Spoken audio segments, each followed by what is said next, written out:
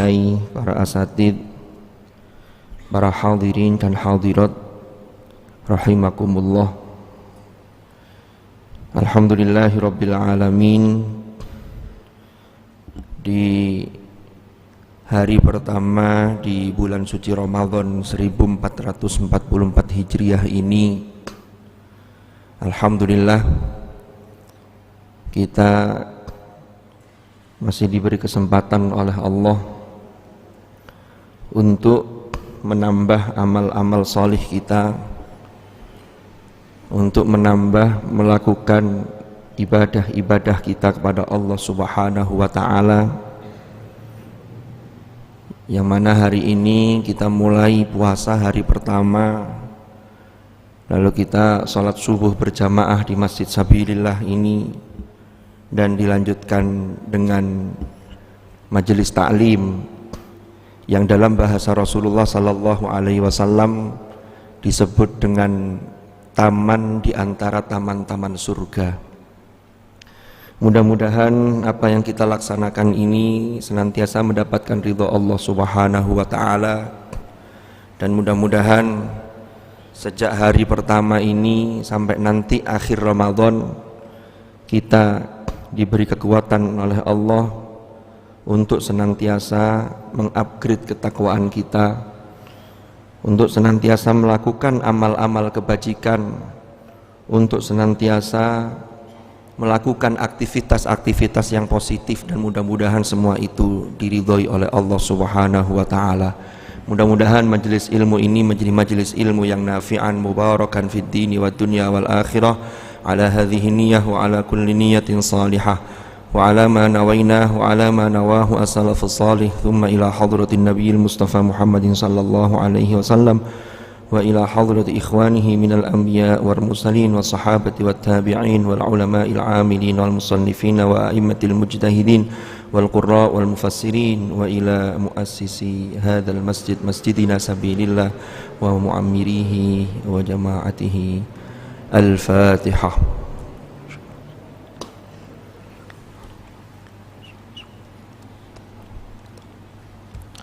Bismillahirrahmanirrahim. Para hadirin dan hadirat rahimakumullah, di kuliah subuh edisi perdana ini, tema yang akan kita bahas adalah keutamaan Ramadan.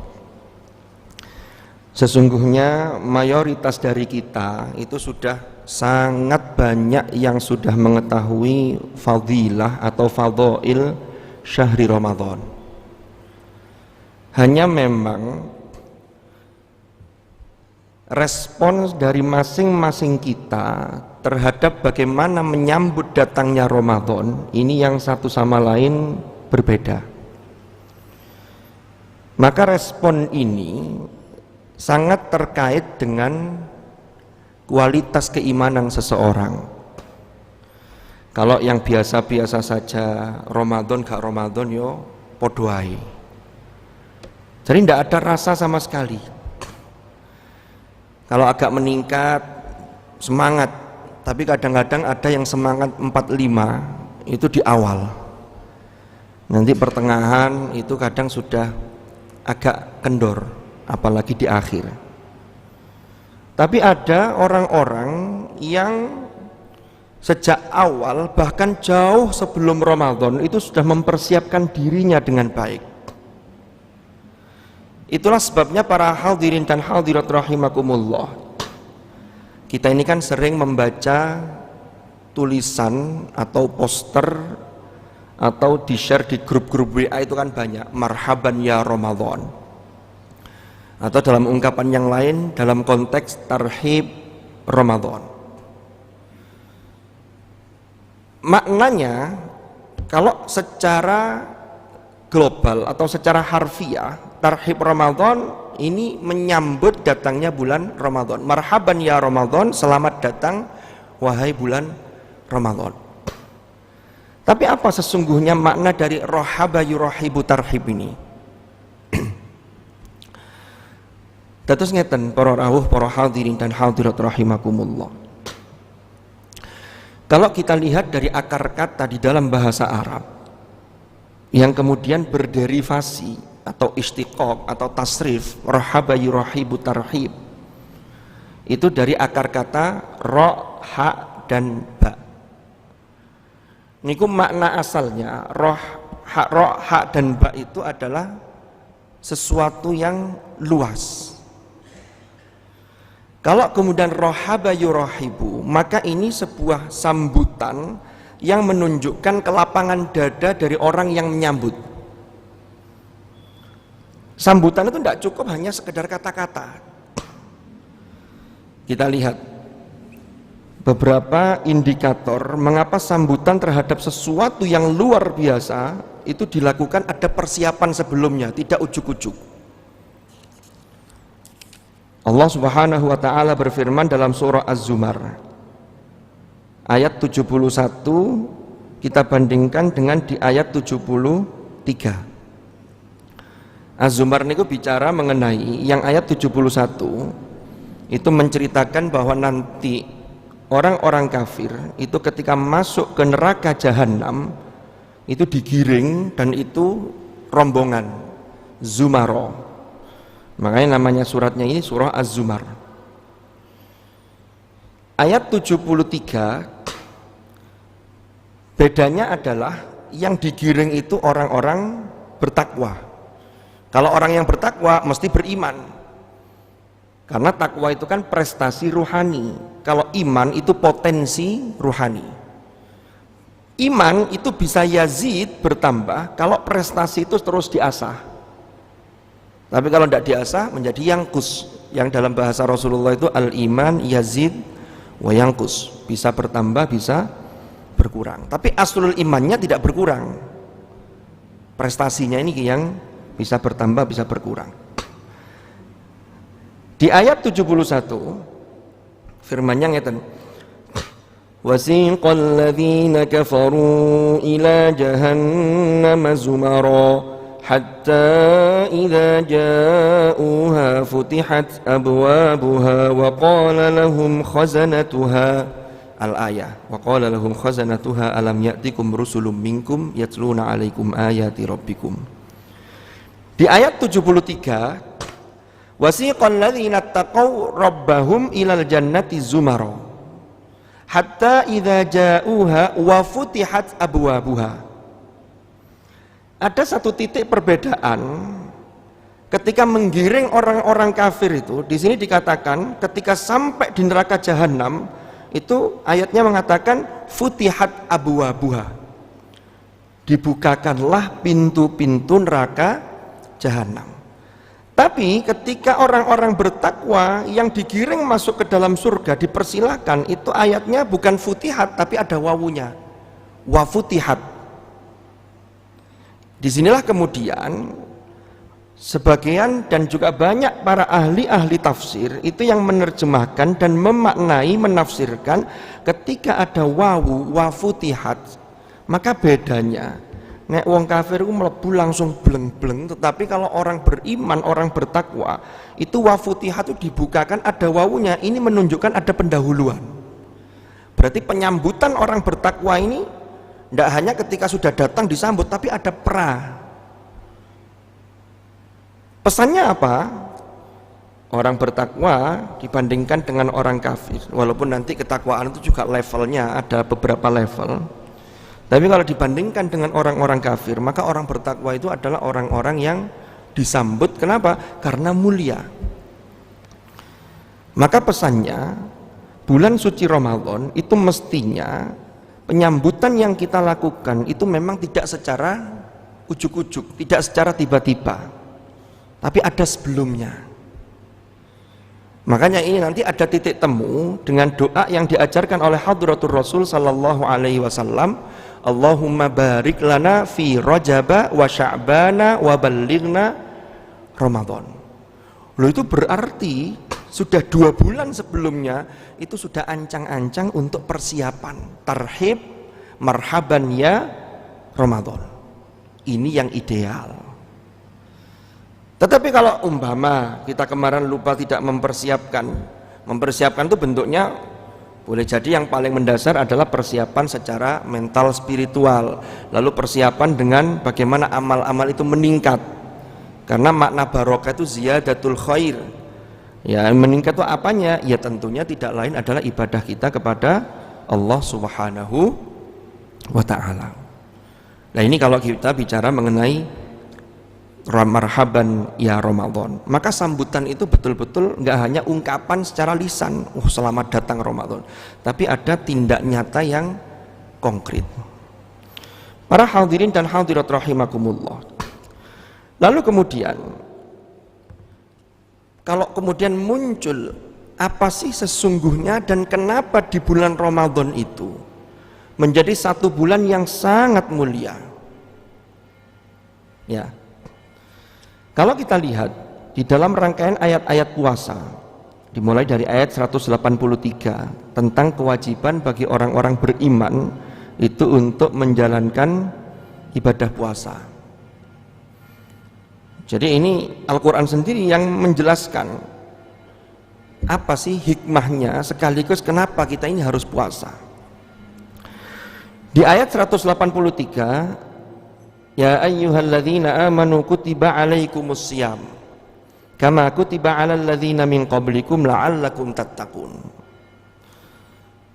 Pertama, kalau kita lihat di sini Allah mewajibkan puasa itu adalah la'allakum tattaqun. Kemudian muncul pertanyaan, terus kapan puasanya? Apakah seumur hidup harus puasa? Oh enggak, ayyamam ma'dudat, hanya beberapa hari yang hari-hari itu tertentu, sudah ditentukan. Baru di ayat berikutnya penjelasan tentang ayyamam ma'dudat, hari-hari tertentu itu kapan? Syahrul Ramadan. Lu kan ngoten. Syahrul Ramadan disifati dengan alladzi unzila fihil Qur'an. Nah ini yang di dalam bulan Ramadan diturunkan kitab suci Al-Quran. Dilanjutkan hudal linnas wa bayyinatin minal huda wal furqan. Para hadirin dan hadirat rahimakumullah, Rasulullah sallallahu alaihi wasallam, beliau adalah sayyidul anbiya wal mursalin, yaitu pemimpin para nabi dan pemimpin para utusan. Karena kepada beliau diturunkan kitab suci Al-Quran. Umat Rasulullah Muhammad sallallahu alaihi wasallam itu disebutkan dalam surah Ali Imran, kuntum khaira ummatin ukhrijat linnasi ta'muruna bil ma'rufi wa tanhauna 'anil munkari wa tu'minuna billah. Kenapa? Karena umat Islam ini diberi kitab suci Al-Quran melalui Rasulullah sallallahu alaihi wasallam yang wahyu itu dibawa oleh malaikat Jibril. Ini petunjuk bagi kita, maka menjadi khaira ummah. Nah di dalam khaira ummah itu ada orang-orang yang lebih spesifik lagi, lebih istimewa lagi. Itulah yang dalam hadis Rasulullah sallallahu alaihi wasallam disebutkan dengan ahlul Quran. Jadi ahlullah, jadi ahlul Quran, orang yang sangat intens berinteraksi dengan Al-Quran, mulai membacanya, mengkaji isi kandungannya, mengamalkan apa yang ada di dalam Al-Quran. Ini disebutkan sebagai ahlullah wa khosatu, yaitu keluarganya Allah dan orang-orang pilihan. Ini memiliki kedudukan yang mulia. Bulan ya yang di dalam bulan itu diturunkan Al-Quran menjadi bulan mulia, yaitu Syahrul Ramadan. Lalu di dalam satu bulan yang mulia itu ada satu malam. Yang satu malam itulah yang disebut dengan Lailatul Qadar, di mana pada malam hari itu diturunkan Al-Quran secara sekaligus dari Lauh Mahfuz ke Baitul Izzah fis sama'id dunya. Dalam firman-Nya, inna anzalnahu fi lailatul qadar. Atau disebut malam yang penuh barokah, inna anzalnahu fi lailatin mubarakatin inna kunna munzirin, di dalam surah Ad-Dukhan itu. Nah, lalu setiap tahun Allah turunkan di bulan suci Ramadan ini yang kita tidak pernah tahu pastinya kapan, itu Allah turunkan lagi yang namanya malam kemuliaan, yaitu Lailatul Qadar.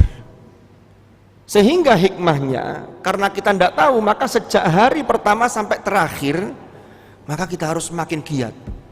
Walaupun dalam beberapa hadis, dalam riwayat disebutkan fil ashril awakhir, 10 hari terakhir, lalu dikerucutkan lagi malam-malam yang ganjil. Tapi alangkah lebih baiknya kalau sejak awal sampai akhir ini kita cegat. Kalau selama 1 bulan penuh kita full di malam hari qiyamul Ramadan, tilawatil Quran dan lain sebagainya, maka pasti salah satu malam itu ada yang kita dapati yang namanya Lailatul Qadar. Nah, kembali ke Ramadan tadi. Atas ingatan para hadirin dan hadirat rahimakumullah, bulan suci Ramadan di situ diwajibkan puasa karena pertama hikmahnya untuk menghormati turunnya kalamullah. Jadi Al-Quran itu yang secara sekaligus itu turun fi lailatil qadar, lalu turun secara berangsur-angsur dari Baitul Izzah kepada Hadratul Rasul sallallahu alaihi wasallam. Itu turunnya, kalau yang tadi yang langsung, yang kepada Rasulullah, yang dari Baitul Izzah dibawa oleh malaikat Jibril itu disampaikan kepada Rasulullah, ini yang berangsur-angsur. Yang turunnya 5 ayat pertama itu di bulan Ramadan. Kalau ayat-ayat yang lain tidak harus di bulan Ramadan, tidak pasti di bulan Ramadan. Ya, sekali lagi yang perlu kita fahami bahwa kita jangan sampai memahami turunnya Al-Quran itu turun seperti makhluk. Beda. Contoh, kalau saya naik bis lalu saya turun dari bis, maka di bis itu saya sudah tidak ada. Kenapa? Karena saya butuh tempat dan saya sudah turun dari bis. Tapi kalau Al-Quran turun, yang dimaksud dengan nuzulul Quran itu i'lam. A'lama yu'limu i'lam. I'lam itu proses penginformasian, proses pemberitahuan. Sehingga yang bal huwa Qur'anum Majid fi lauhim mahfud itu tetap terjaga. Itu yang kita tidak bisa mengakses ke fi lauhim mahfud. Yang bisa kita akses adalah kalamullah. Al-Quran ini yang menjadi kalam lafzi, sudah kita baca, kita fahami dan seterusnya. Jadi yang pertama, puasa Ramadan itu untuk menghormati turunnya kalamullah. Yang kedua, la'allakum tattaqun. Ketika proses puasa itu menjadikan seseorang menjadi la'allakum tattaqun, maka diharapkan tattaqun inilah orang yang betul-betul mampu mengunduh petunjuk Al-Quran. Kan Al-Quran itu kalau disebutkan dalam surah 185, hudal linnas, ini petunjuk umum. Pokoknya Quran ini hudan linnas, bagi semua manusia. Nah nanti secara spesifik, kalau yang sudah menjawab petunjuk itu, menerima petunjuk itu, nanti levelnya macam-macam. Nah, orang yang mampu mendownload atau mengunduh petunjuk Al-Quran itu orang yang senantiasa meningkatkan ketakwaannya. Makanya di juz 1 itu di awal Al-Baqarah dikatakan hudal lil muttaqin, yaitu petunjuk bagi orang-orang yang bertakwa. Para hadirin dan hadirat rahimakumullah, memang terkait dengan beberapa hikmah ini bisa kita gali lebih jauh dari sisi kronologis secara historis. Ini yang kadang-kadang jarang difikirkan oleh beberapa orang. Kita lihat dari aspek sejarah para hadirin dan hadirat. Puasa itu turun, kewajiban puasa surah Al-Baqarah ayat 183 itu ketika Rasulullah Sallallahu Alaihi Wasallam sudah berada di Madinah, tepatnya pada tahun kedua Hijriah. Ketika periode Makkah selama 13 tahun, kewajiban puasa itu belum diturunkan oleh Allah, karena periode Makkah itu penguatan akidah, tapi sholat sudah diwajibkan. Jadi sholat itu sudah diwajibkan sejak awal, hanya teknisnya itu 2 waktu. Wa aqimis sholata tarafayin nahari wa zulafam minal lail. Baru 3 tahun sebelum hijrah, tahun 10 kenabian, Rasulullah mendapatkan perintah sholat 5 waktu. Lalu yang 2 waktu itu direvisi menjadi 5 waktu. Maka sholat sudah lebih dulu. Kenapa? Karena sholat itu adalah imaduddin.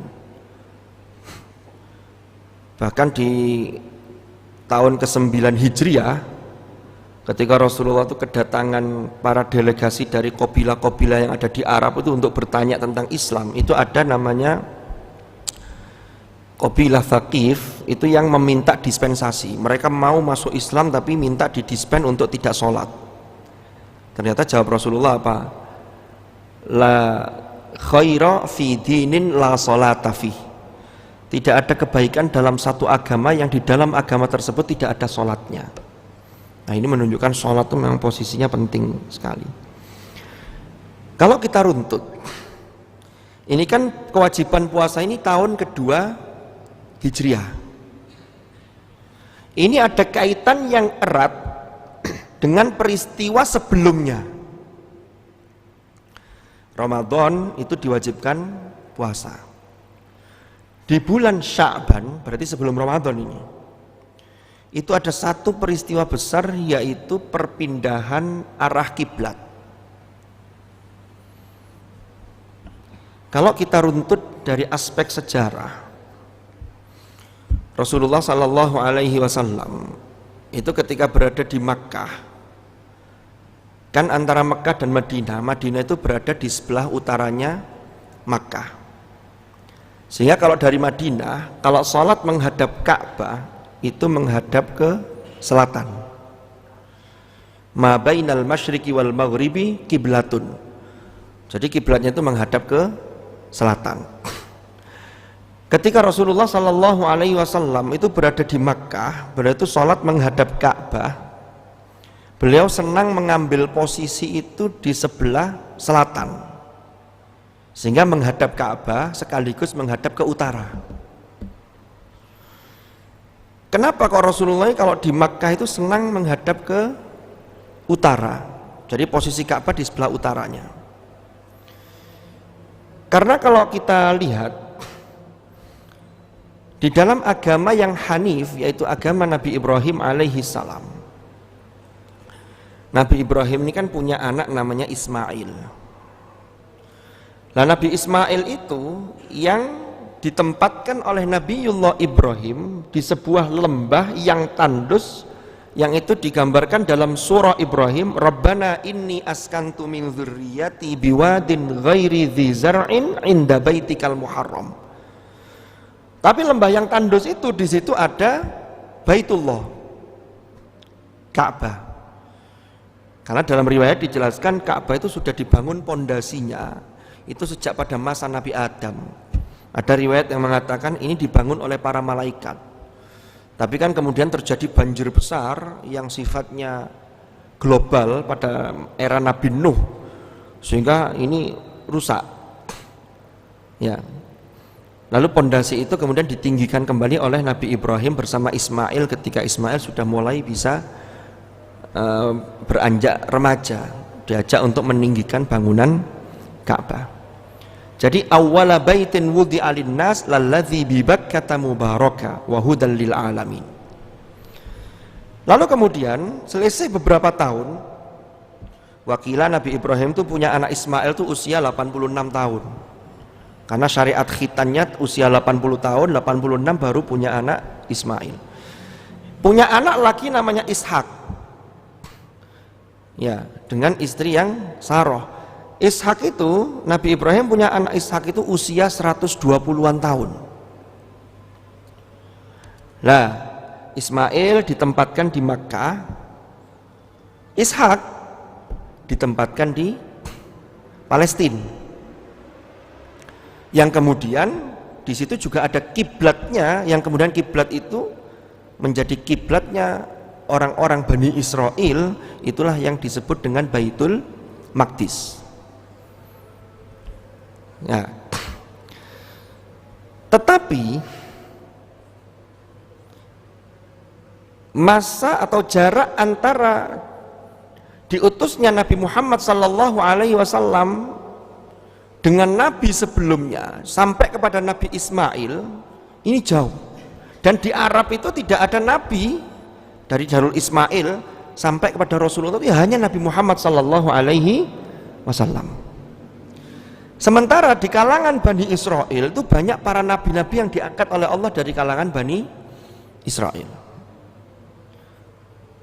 Jadi ini Gus Bahak sering nyampaikan, jadi kalau disebut dalam Al-Quran ya Bani Israel dan seterusnya, itu yang dimaksud auladi Ya'qub, yaitu anak-anaknya, keturunannya Nabi Ya'qub, karena Israel itu julukan bagi Nabi Ya'qub alaihi salam, yang maknanya adalah Israel itu hamba yang sangat taat beribadah, terutama beribadah qiyamul lail, ketika malam hari itu bermunajat, beribadah kepada Allah subhanahu wa ta'ala. Nah, saya lanjutkan. Ini aspek sejarah ini penting sekali untuk memahami secara utuh sampai kita sampai pada hikmah kewajiban puasa. Lalu kemudian ketika Rasulullah Sallallahu Alaihi Wasallam itu hijrah ke Madinah, Allah memerintahkan untuk berpindah arah kiblat.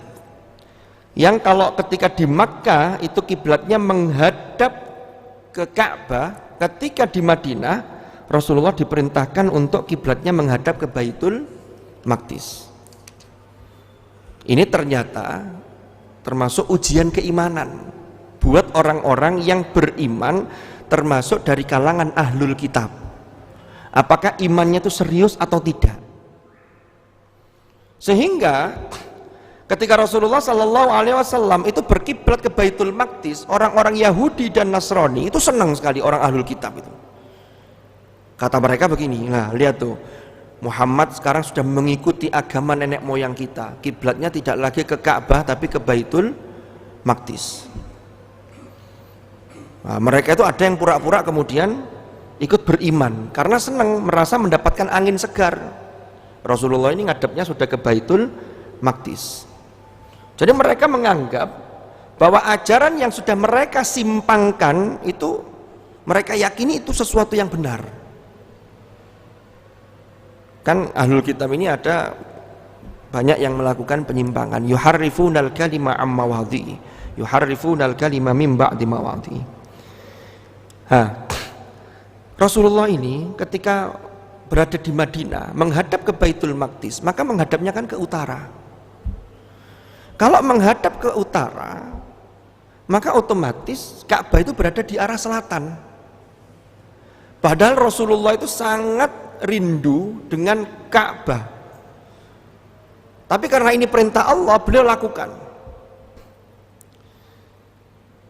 Rasulullah dalam hati kecilnya itu sering meminta kepada Allah, sampai bolak-balik qad nara taqalluba wajhika fis sama. Jadi wajah beliau itu ndangak ke langit gini, untuk kapan sih kiblatnya dibalik nomane ke arah Ka'bah.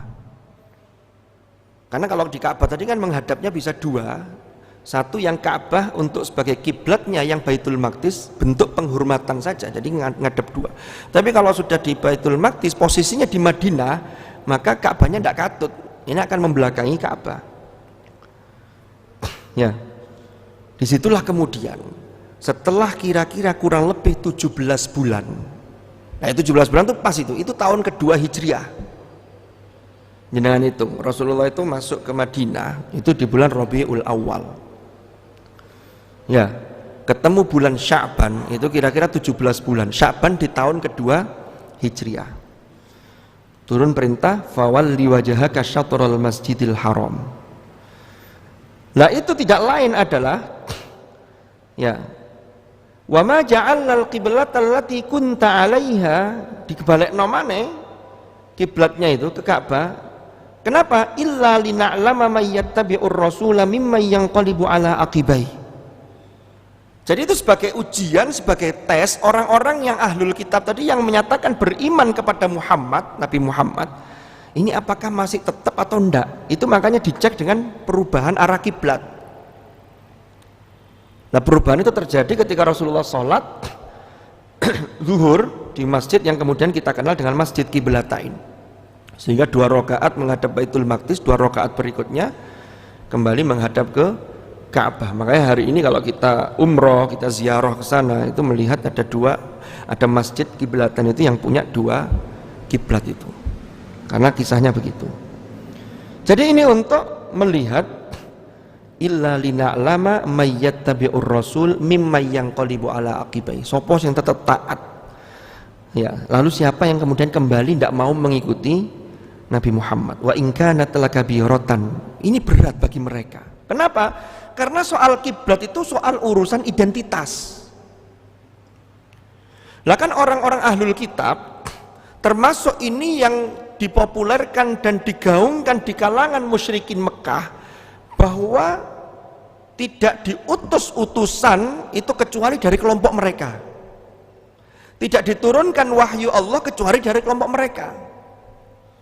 Panjenengan bisa baca dalam surah Al-An'am itu.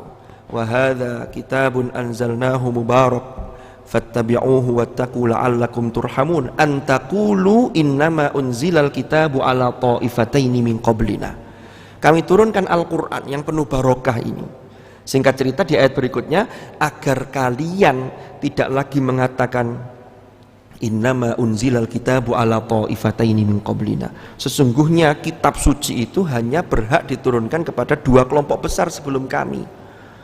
Itu terus ada isu-isu begitu, ada keyakinan begitu, termasuk musyrikin Mekah itu tidak percaya kalau Rasulullah itu diutus sebagai nabi. Makanya mereka bertanya, coba sih berapa pintunya Baitul Maqdis? Karena seorang nabi utusan harus tahu, karena Baitul Maqdis itu tempat bertemunya, berkumpulnya para nabi. Makanya Rasulullah kemudian diisrokan, dimi'rajkan. Sebelum mi'raj, isra dulu ke Al-Masjidil Aqsa. Sepulang dari Al-Isra wal Mi'raj, Rasulullah ini jelas detail menjelaskan berapa pintunya Masjidil Aqsa. Ini untuk membungkam bantahan-bantahan mereka yang selama ini tidak percaya. Ini di bulan Sya'ban. Jadi dikuatkan akidahnya, salatnya, kiblatnya dipastikan. Di bulan Ramadan mulai diberi perintah puasa. Yang puasa itu juga bukan perintah sembarangan. Ini berat. Apalagi di awal mula dulu. Panjenengan kalau baca di tafsir Ibnu Katsir umpamanya, ketika menafsirkan surah Al-Baqarah yang ayat 187, ya, di situ beliau menyebutkan sababun nuzul dari ayat tersebut. 187 itu yang bunyinya uhilla lakum lailatas siyamir rafathu ila nisaikum hunna libasul lakum wa antum libasul lahun. Itu ceritanya di sini dikisahkan begini. Wa kana sababu fi nuzuli hadhil ayati kama taqaddama fi hadithi Mu'adzin at-tawil. Ini diceritakan dalam hadis riwayat Mu'adz. Hadisnya cukup panjang ini. Wa qala Abu Ishaq 'anil Barra ibnu Azib qala kana ashabun Nabi sallallahu alaihi wasallam idza kana ar-rajul sha'iman fanama qabla an yuftira lam ya'kul ila mithliha wa inna Qais bin Sirmah al-Ansari kana sha'iman. Ini ada cerita tentang sahabat Qais bin Sirmah al-Ansari. Ini sahabat Ansor. Wa kana yaumuhu, jadi begini, dulu ya, kalau ada orang, ini di awal-awal pensyariatan puasa para hadirin dan hadirat rahimakumullah. Jadi orang itu kalau sudah maghrib ya atau malam, kok dia ini sudah tertidur atau sudah sholat isya, maka setelah bangun dari tidurnya, maka dia tidak boleh lagi makan sesuatu. Jadi puasanya sudah dimulai ketika malam hari itu. Maka di sini lanjutannya dalam sababun nuzul ini, wa kana yaumuhu dzaka ya'malu fi ardihi. Ya, dia ini bekerja di ya kebun lah, di kebun kurma atau di ladangnya. Falamma hadara al-iftar ata imra'atahu faqal hal 'indaka ta'am. Lalu ketika waktu maghrib, waktu iftar berbuka itu, dia pulang ke rumahnya, tanya ke istrinya, hal 'indaka ta'am, ada makanan apa ini di rumah? Rupanya istrinya ketika itu belum mempersiapkan untuk buka puasa. Ya kalau dulu nyari orang jualan kayak sekarang kan susah. Kalau sekarang kan di Suhat itu kan enggak masak, itu kan tinggal jalan, itu orang jual takjil buka puasa itu banyak sekali. Dulu sulit ini. Istrinya menjawab, qalat la. Waduh, enggak ada apa-apa ya. Ya wis ngeten mawon. Saya tak lanjutannya ini ya. Antaliqu fa atlubu laka. Saya tak keluar rumah, saya akan mencari makanan untuk panjenengan. Ternyata ketika istrinya balik ke rumah tadi, faghalabathu ainuhu fanama. Ternyata dia ini sudah tidak kuat karena kerja seharian, dia ngantuk. Akhirnya Qais tadi itu sudah tertidur. Wajaat imra'atuhu falamma ra'athu naiman qalat khaybah laka animta. Waduh, celaka ini. Sampean sudah tidur ya?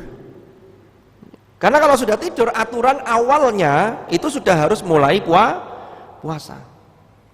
Falamma intasafan nahar, akhirnya puasa lagi. Berarti kan tidak berbuka puasa. Karena ketika mau berbuka puasa tidak ada apa-apa tadi. Pas sudah diberikan, sudah dicarikan, pas balik si suaminya tadi, Qais tadi sudah tertidur. Ya. Lalu kemudian falamma intasafan naharu ghusyiya alaihi. Dia besoknya harus bekerja sampai di tengah hari ketika matahari terik, enggak kuat dia, akhirnya pingsan. Gara-gara ini puasa 2 hari, enggak berbuka puasa karena sudah gara-gara tertidur tadi. Maka hal ini dilaporkan kepada Hadratur Rasul, matur kepada Rasulullah. Kemudian turun ayat uhillalakum lailatas siyamir rafathu ila nisaikum. Maka ayat ini disebut dalam tafsir Ibnu Katsir, hadza rukhsatun minallahi ta'ala lil muslimin wa raf'un lima kana alaihi al-amru fi ibtida'il Islam. Jadi dulu di awal mula begitu. Jadi memang berat sekali. Jadi di bulan suci Ramadan diwajibkan puasa pertama kali di tahun kedua Hijriah. Belum lagi kalau kita lihat di tahun kedua Hijriah bulan Ramadan itu di situ ada namanya Yaumal Furqan, Yaumal Taqal Jam'an, yaitu terjadi perang Badar Kubro. Coba kita bayangkan kondisi perang Badar, jumlah umat Islam ketika itu hanya 313 melawan 1000 lebih orang-orang musyrikin. Turun pertolongan Allah, dan itu perangnya dalam keadaan puasa. Karena tahun pertama disyariatkan kewajiban puasa. Jadi berat. Jadi kita ini sesungguhnya hari ini sudah sangat-sangat enak sekali. Jadi dibanding dengan para sahabat-sahabat Rasulullah SAW ketika awal pensyariatan itu. Maka dari itu, sebelum kita akhiri, ini sedikit saya bacakan dari kitab Maqasidus Shaum, sebuah karya dari Sultanul Ulama Imam Izzuddin Abdissalam, Imam Izzuddin Abdul Aziz Ibnu Abdissalam. Beliau memaparkan, mengutip beberapa riwayat, yaitu bicara mengenai fadhail, keutamaan puasa yang termasuk keutamaan Ramadan. Kata beliau di sini, lisaumi fawaidu raf'ud darajat. Jadi orang yang melakukan puasa di bulan Ramadan itu hikmahnya, fadilahnya itu raf'ud darajat, terangkat derajat-derajatnya, terutama derajat di hadapan Allah Subhanahu wa taala. Wa takfirul khati'at, ini bisa menutup, menghapus dosa-dosa, kesalahan-kesalahan. Wa kasrus syahawat, bisa memecah syahwat, artinya syahwatnya bisa terkondisikan. Wa takfirus sadaqat, memperbanyak sedekah. Wa tawfirut ta'at, memperbanyak ketaatan, ya. Wal inzijar an khawatiril ma'asi, dan juga terhalangi dari bahaya-bahaya kemaksiatan kepada Allah Subhanahu wa taala.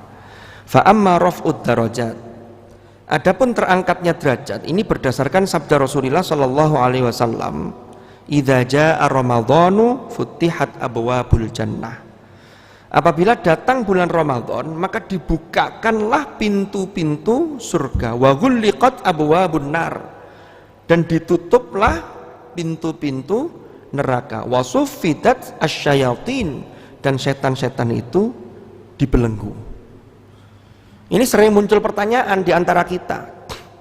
Loh, katanya setan dibelenggu, tapi kok masih ada saja yang melakukan kemaksiatan di bulan Ramadan? Maka disinilah para hadirin dan hadirat rahimakumullah, para ulama ini memberi penjelasan terkait hadis ini. Ada yang berpendapat begini, makna secara umum dari hadis ini ketika dikatakan wasuffitat asyayatin, setan-setan itu dibelenggu, itu artinya apa? Kebaikan-kebaikan atau hal-hal yang positif di bulan Ramadan itu jauh lebih semarak, lebih banyak dibanding hal-hal yang negatif. Lalu ada pendapat lain yang mengatakan begini, setan-setan yang dibelenggu itu setan-setan yang pentolan-pentolannya, tapi ternyata mereka ini sudah punya kader yang cukup banyak. Lah kader-kadernya yang kroco-kroco ini masih banyak berkeliaran. Ada pendapat lain yang mengatakan ini maksudnya setan terbelenggu ini, sesungguhnya manusia itu potensi positifnya itu jauh lebih besar ketika bulan Ramadan karena medianya banyak. Ada majelis taklim, tinggal kita mau apa enggak. Kalau enggak mau, itu bukan godaan setan, tapi ini dari kemalasannya. Lah malas itu bisa jadi dari hawa nafsu masing-masing orang. Lalu ada pendapat lain yang mengatakan ini tataran ideal yang harus kita wujudkan. Jadi ini bahasa motivasi. Sehingga setan-setan terbelenggu berarti kita harus ada usaha yang kuat untuk tidak melakukan hal-hal yang negatif. Karena setan itu sesungguhnya makna secara global itu bisa kita fahami, kita maknai bahwa setan itu adalah hal-hal pokoknya yang mengarah kepada bisikan-bisikan yang negatif. Kan begitu. Maka inilah termasuk beberapa hal di antara fadhail syahri Ramadan. Kalau kita cekap mengatakan karena ini sudah waktunya sudah cukup siang, mudah-mudahan manfaat, mudah-mudahan kita bisa memetik hikmah dari keutamaan Ramadan sehingga kita betul-betul bisa mengisi Ramadan ini dengan amal-amal yang positif, dengan sesuatu hal-hal yang baik, dan semua itu mudah-mudahan dinilai ibadah di sisi Allah Subhanahu wa ta'ala. Wallahu a'lam bishawab. Mudah-mudahan manfaat, mudah-mudahan barakah. Al-Fatihah. Bismillahirrahmanirrahim. Alhamdulillahirabbil alamin. Bismillahirrahmanirrahim. Alhamdulillahirabbil alamin. Allahumma anfa'na ma 'allamtana wa 'allimna ma yanfa'una warzuqna ilman nafi'a. Allahumma ya Allah ij'al ijtima'ana hadza ijtima'an marhuma wa tafarruqana min ba'dihi tafarruqan ma'suma wa la taj'al ma'ana wa fina shaqiyyan wa la mahruma bi rahmatika ya arhamar rahimin. Wa sallallahu ala sayyidina Muhammad walhamdulillahi rabbil alamin. Subhanakallahumma bihamdika asyhadu an la ilaha illa anta astaghfiruk wa atubu ilaik. Wa sallallahu ala sayyidina Muhammadin walhamdulillahi rabbil alamin. Hadanallahu wa iyyakum ajma'in. Al-'afwa minkum. Assalamualaikum warahmatullahi wabarakatuh.